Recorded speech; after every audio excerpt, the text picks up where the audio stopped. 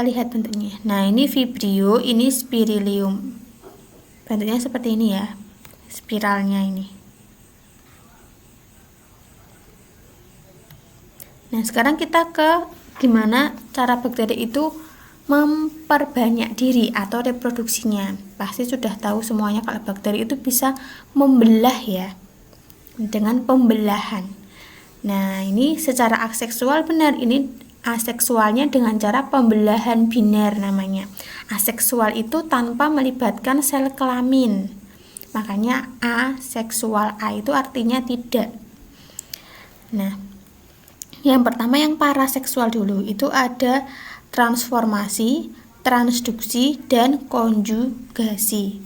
Transformasi, transduksi, dan konjugasi, 3 tahap itu. Kita lihat. Nah, pembelahan biner pertama ada satu sel induk, ini DNA-nya. Nah, dia akan menggandakan materi genetik dengan pelekukan dinding selnya. Nah, lihat, dia akan membelah menjadi 2 dan DNA-nya juga auto menjadi 2. Kemudian pembentukan sekat dinding sel. Dibentuk sekat dinding selnya, akhirnya mereka terpisah kan? Nah, sudah ada 2 bakteri, dari 1 bakteri jadi membelah jadi 2. Nah, nanti ini 1 bakteri ini juga akan membelah lagi jadi 2. Dan begitu seterusnya. Ini juga akan membelah jadi 2, ini juga membelah jadi 2. Seperti itu. Itu namanya pembelahan biner.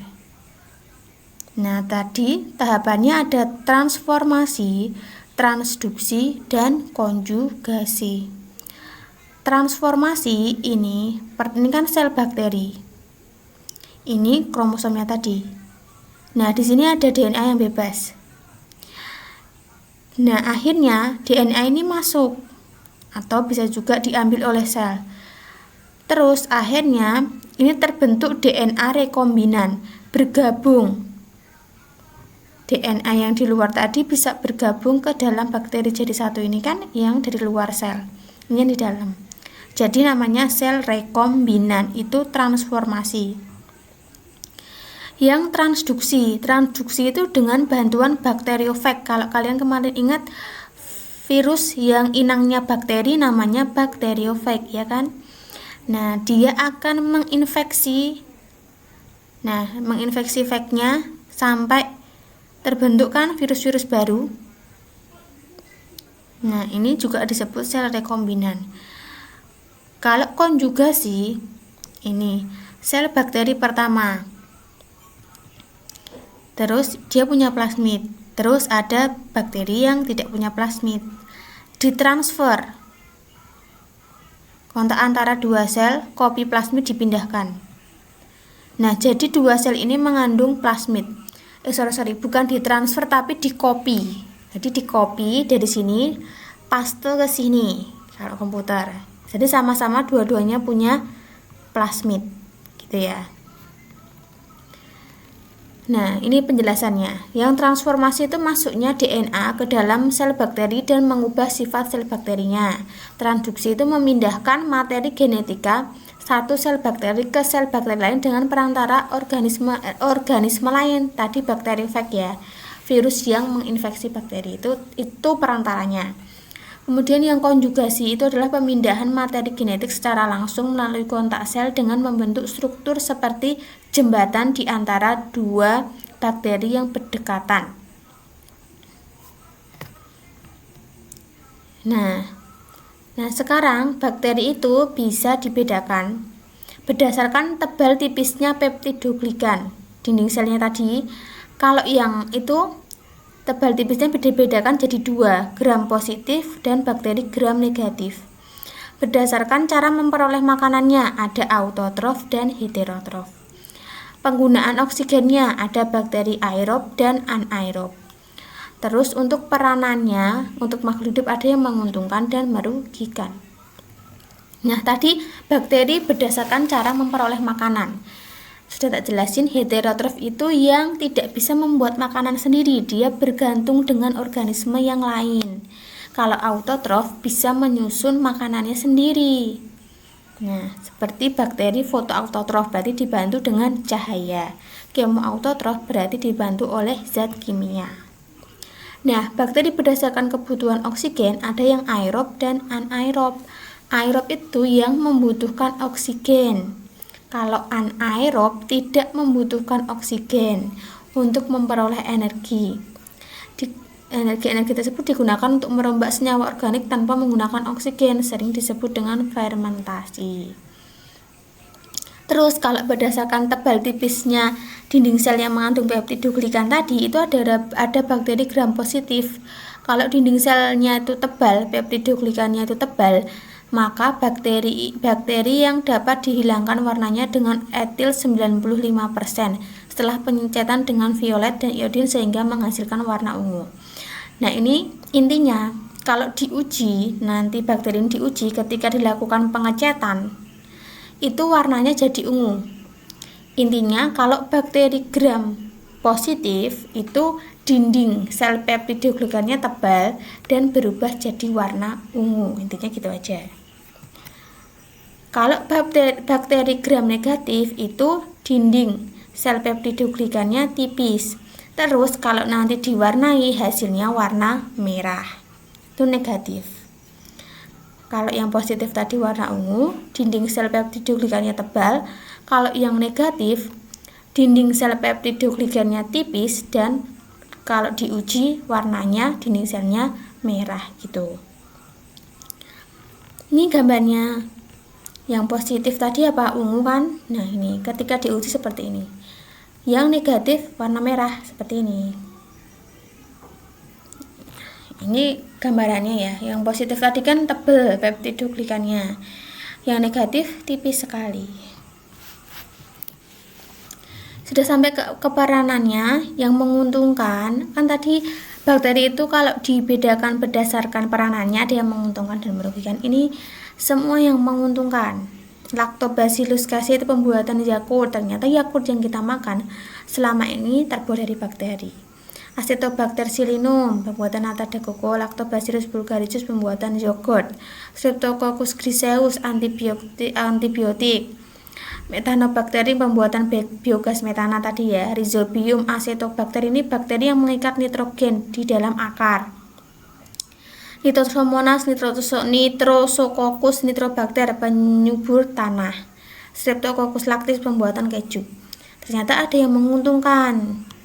Kalau yang merugikan, nah ini masih menguntungkan. Bakteri pengurai. Ini menguraikan tumbuhan dan hewan sudah mati. Nanti bisa diubah menjadi senyawa yang lebih sederhana yang bisa menguntungkan. Bakteri nitrifikasi ini yang mampu menyusun senyawa nitrat yang berlangsung secara aerob di dalam tanah. Nah, ini yang menyuburkan tanah sekaligus di dalam akar ya. Membantu penyerapan airnya. Yang di usus ada E. coli yang membantu pembusukan.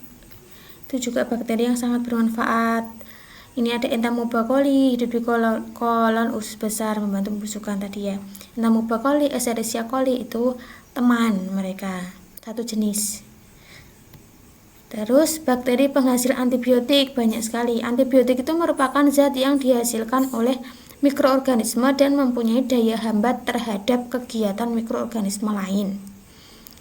Nah, ini ada beberapa antibiotik yang dihasilkan oleh bakteri. Ada Bacillus brevis, Bacillus subtilis, Bacillus polymixa. Ini sama-sama menghasilkan antibiotik. Kalau yang merugikan juga banyak penyebab penyakit pada manusia. Ini ada Clostridium tetani, tetanus, penyebab penyakit tetanus, Salmonella typhosa, typhus, Treponema pallidum, sipilis, Vibrio coma, kolera. Pada hewan contohnya Bacillus atrasis anthrax, Antinomyces bovis, itu bengkak pada rahang sapi. Pada tumbuhan contohnya Xanthomonas citri, itu pada jeruk, virus di jeruk. Entah batangnya atau daunnya biasanya. Kalau batangnya tuh kayak ada putih-putihnya, bulat. Kalau daunnya biasanya ada kayak salju. Nah, kerusakan makanan contohnya pada Clostridium botulinum, itu makanan yang di kaleng itu. Kalau sudah kadaluarsa mungkin akan hidup bakteri ini. Ini contohnya. Wah. Ini penyakit-penyakit yang disebabkan oleh bakteri, sangat menyeramkan bukan ya?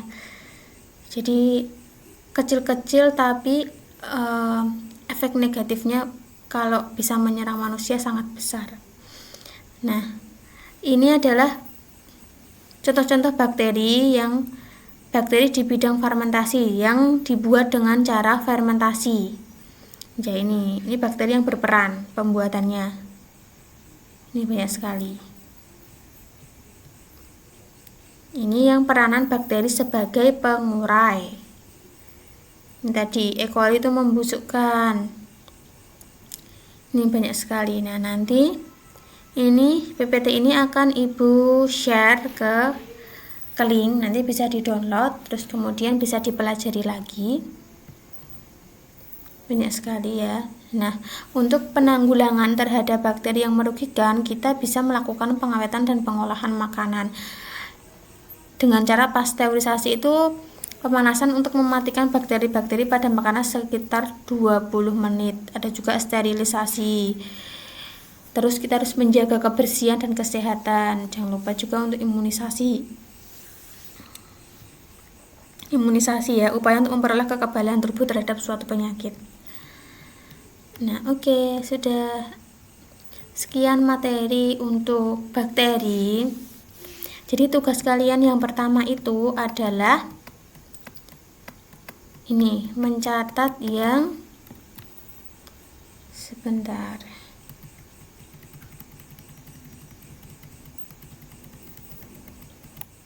Ini ya, yang perbandingan antara Archaebacteria dan Eubacteria. Kemudian nanti untuk penilaian hariannya terserah kalian mau gambar ini atau kalian cari di YouTube sendiri. Jadi struktur tubuh sel bakteri ini kalian gambar lagi ya, asik ya, di HVS. Kemudian nanti bagian-bagiannya juga ditunjukkan. Boleh ambil gambar ini boleh, atau cari di Google yang menurut kalian lebih mudah gambarnya, terserah kalian, diwarnai lebih bagus, nilainya juga lebih bagus gitu ya. Semakin maksimal semakin bagus. Ini untuk penilaian hariannya, gambar aja ini. Terus yang dicatat ini ciri-cirinya sama peranannya. Yang penting tahu bedanya sama peranannya. Peranannya yang ini aja. Yang ini yang menguntungkan. Slide 41, kemudian 43, sudah 41 dan 43. Oke. Jadi tugasnya itu ya. Jadi tugasnya yang pertama tadi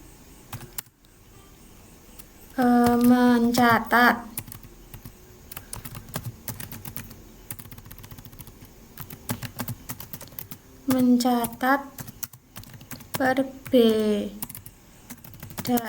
Archaebacteria dan Eubacteria. Terus mencatat peranan menguntungkan, slide 41, dan peranan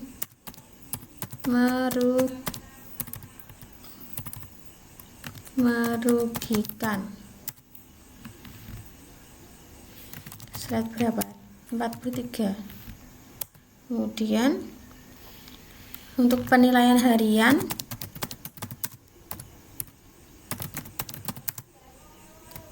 ini menggambar struktur bakteri. Udah gitu aja tugasnya. Ini tugas di rumah.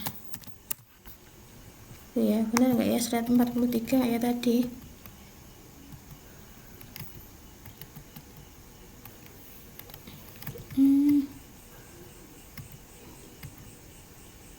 Oh, 46.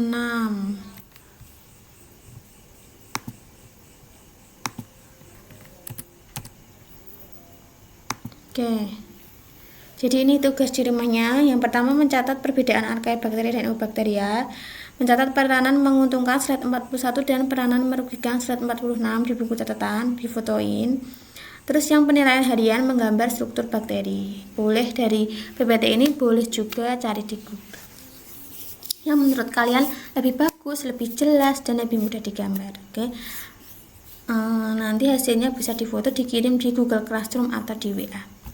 Oke, sekian pembelajaran pada pagi atau siang pada hari ini. Bila banyak salah, mohon dimaafkan. Saya akhiri, wassalamualaikum warahmatullahi wabarakatuh. Tetap semangat dan selalu jaga kesehatan.